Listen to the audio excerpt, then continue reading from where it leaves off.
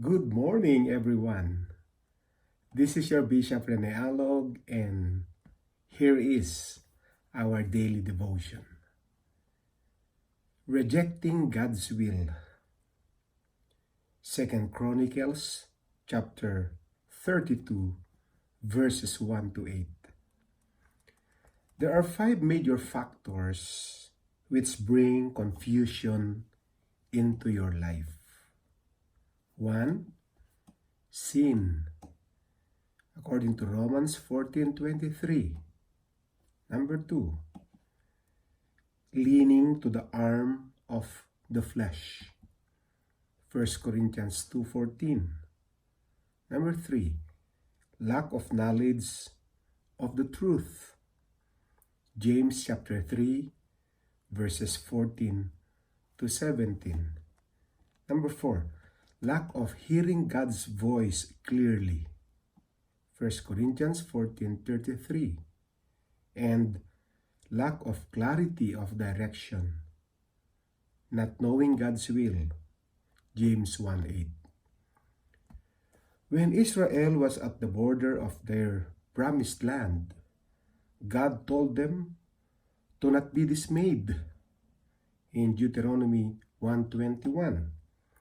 The word dismayed is translated from a Hebrew word which means to break down, either by violence or confusion and fear.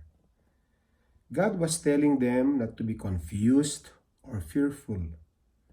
Instead of acting in faith, however, Israel rebelled.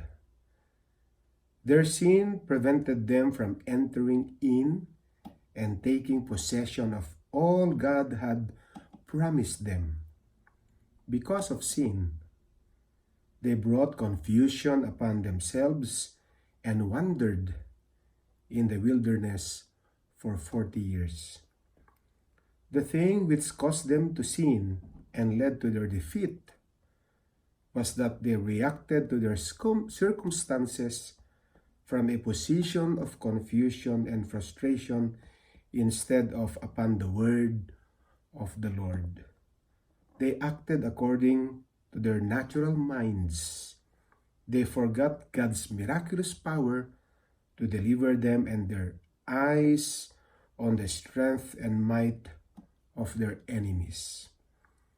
Their confusion was not the result of not hearing God's voice or a lack of clarity of direction. God had spoken and clearly revealed His will to them. It was clearly the result of shutting their ears to God's voice, rejecting His will, and substituting their own wills. What about you? Are you rejecting God's will and substituting your own will? Examine your heart today. Beloved, let us make this declaration. I will not walk in sin. I will not lean on the arm of the flesh. There will be no lack of knowledge of the truth in my life. I will be able to hear God's voice clearly and know His will. Amen. God bless us all again, beloved, and don't forget to share this devotion in the YouTube. God bless and shalom.